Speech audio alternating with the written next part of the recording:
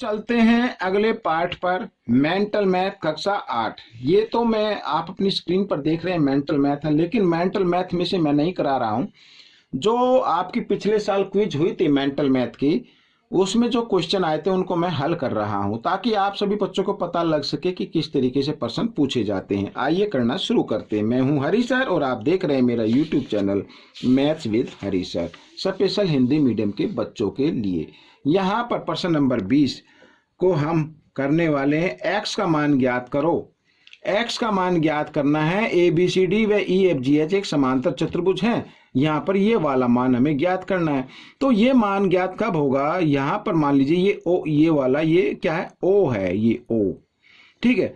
अगर हमें ये त्रिभुज ई ओ सी, ये कोण हमें ज्ञात हो जाए, ये कोण हमें ज्ञात हो जाए, ठीक है, तो हम इसको आसानी से ज्ञात कर सकते हैं। ठीक है। अब सबसे पहले देखो, ए बी सी डी एक समांतर चतुर्भुज है। आपको माइंड में ही करना है, मैं तो लिख के बता रहा हूं कि कैसे करना है। ए बी सी डी एक समांतर चतुर्भुज है।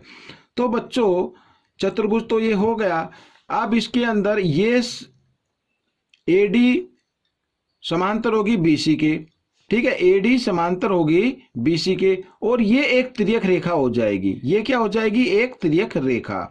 ठीक है, यहां पर मैं लिख देता हूं। तो तिर्यक रेखा के एक ही और बड़े अंतःकोण होते हैं बच्चों, ये 130 और ये वाला, इसका नाम हम रख लेते हैं डी सी ओ रख लेते हैं। ठीक है, यानी एंगल डी और जमा एंगल डी सी ओ बराबर 180 डिग्री होगा। तिर्यक रेखा के, यहां पर लिख देता हूं, तिर्यक रेखा के एक ही और बड़े अंतःकोण। ये आपको याद रहे इसलिए लिख रहा हूं। अंतःकोण का योग हमेशा कितना होता है? 180 डिग्री होता है। तो डी की तो वैल्यू है 130 डिग्री, और यहां पर हमें डी सी ओ की निकालनी है, तो 180 डिग्री रख लेते हैं। 130 इधर जमा का है, बराबर के निशान से इधर लेके आते हैं, तो ये किस चीज का हो जाएगा? घटा का हो जाएगा। तो जगह कम पड़ रही है, चलो मैं कोशिश करता हूं इसी में मैं आपको बता दूं। तो बच्चों यहां पर आ गया 50 डिग्री, तो ये तो आ गया बच्चों 50 डिग्री का है। ठीक है ना। अब ये ई यहां पर, यानी इसका एफ ई एच, अब देखो ई एफ जी एच, ये भी क्या है? एक समांतर चतुर्भुज है। और जी और यहां पर ये ई, यानी एफ ई एच, आप इसको नाम ले सकते हैं, क्योंकि ई इधर भी लगता है इधर भी लगता है। तो बच्चों ये भी, ये कोण कैसे होंगे? समांतर चतुर्भुज के सम्मुख कोण बराबर होते हैं। याद है ना आपको? प्रॉपर्टी आपको याद होनी चाहिए, तभी आप इसको कर पाएंगे। तो मैं यहां पर मैं लिख देता हूं बच्चों, देखो एंगल जी इक्वल होगा एंगल एफ ई एच,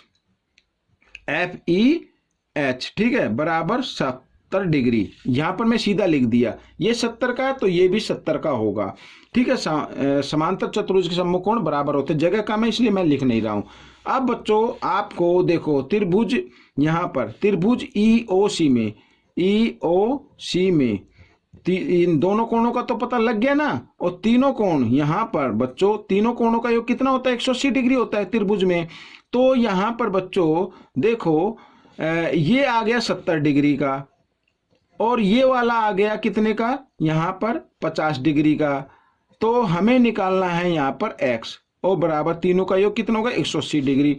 तो इन दोनों को जमा किया 120, ठीक है, तो इधर 120 जमा का है, इधर आकर वो घटा का हो जाएगा। 180 में से 120 घटा देंगे तो आपका मान कितना आ जाएगा बच्चों? 180 में से 120 घटा देते हैं तो बच्चों आ जाता है 60 डिग्री। तो x का मान आ गया 60 डिग्री, ये आपका उत्तर बन जाएगा। ठीक है, इस तरीके से माइंड में करना आपको और इसका आंसर निकाल देना है। अगला प्रश्न देख लेते हैं। यहां पर बच्चों देखो, एक समांतर चतुर्भुज एबीसीडी में ईसी, ठीक है, यहां पर ईसी लिखा 4.5, ओ सॉरी यहां पर ये ई है, इसका मतलब ईसी 4.5 सेंटीमीटर है।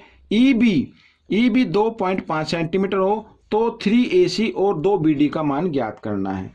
अब बच्चों सबसे पहले ये समांतर चतुर्भुज है, ये तो दिया हुआ है, और हम यहां पर लिख देते हैं, हम जानते हैं, ठीक है, हम जानते हैं कि समांतर चतुर्भुज के विकर्ण एक दूसरे को समद्विभाजित करते हैं। ठीक है, यहां पर लिख देता हूं, समांतर चतुर्भुज के विकर्ण एक दूसरे को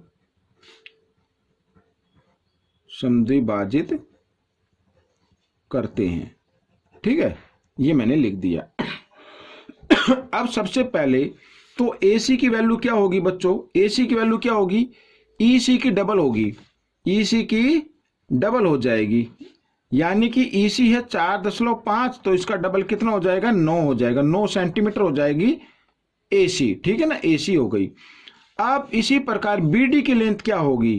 तो BD की लेंथ होगी EB की डबल, EB की डबल हो जाएगी, और EB कितनी है? 2.5, इसका डबल हो जाएगा 5 सेंटीमीटर हो गई। हमें तो निकालना है ना, हमें निकालना 3AC जमा 2BD, ये निकालना। तो 3AC, AC कितनी है? 9 जमा 2BD कितनी है? 5। तो इस तरीके से पहले बोर्ड मास का नियम गुणा करना है पहले।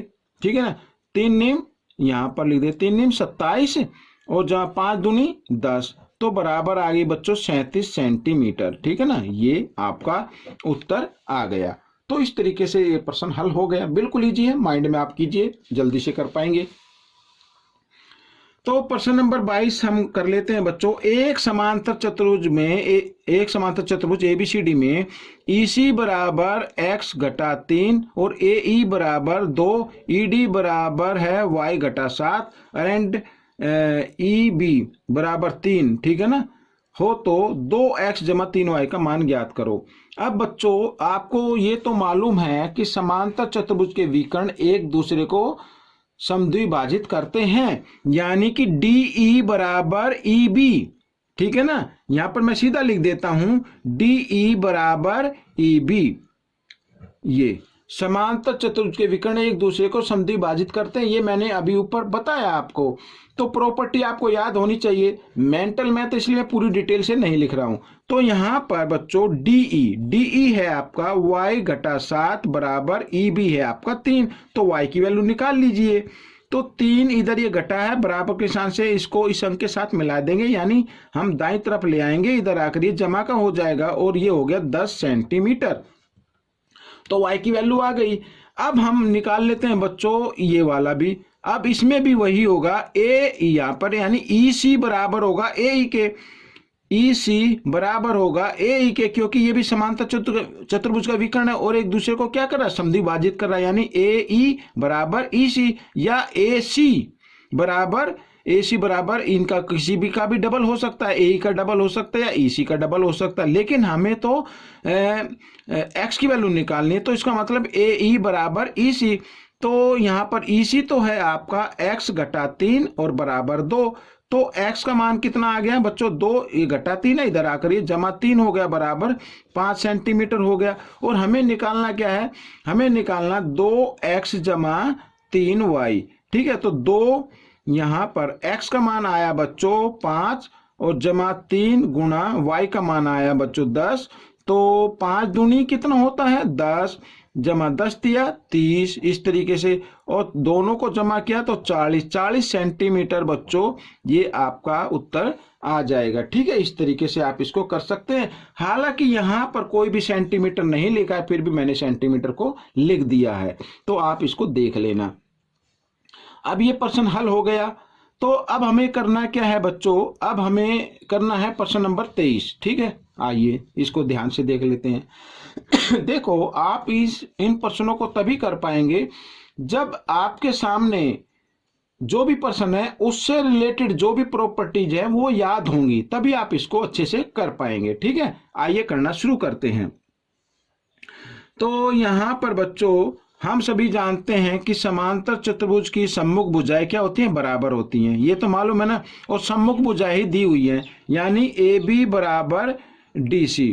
ठीक है, यहां पर मैं लिख देता हूं समांतर चतुर्भुज की सम्मुख भुजाएं।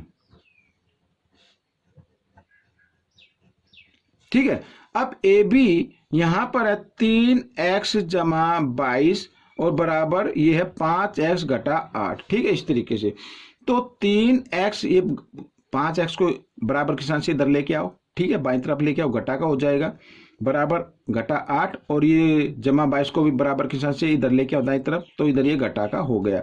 अब घटा जमा घटा 5 में से 3 गए, 2x बचेगा बड़े नंबर के सामने घटा का, इसलिए घटा का।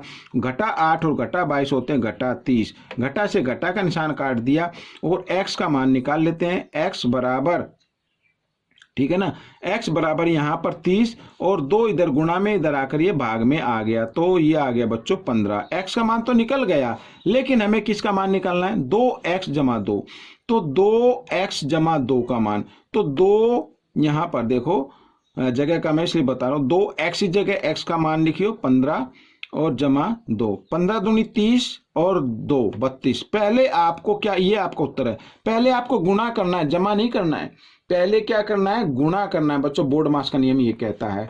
तो बच्चों ये प्रश्न आपका हल हो गया है, ये पार्ट भी हल हो गया है। आपको ये पार्ट कैसा लगा, अच्छा लगा तो इसे शेयर जरूर करना अपने दोस्तों में, लाइक भी करना, ठीक है, और मुझे कोई कमेंट्स लिखना अगर कोई भी परेशानी हो तो। मिलते हैं नेक्स्ट पार्ट में, तब तक के लिए थैंक यू।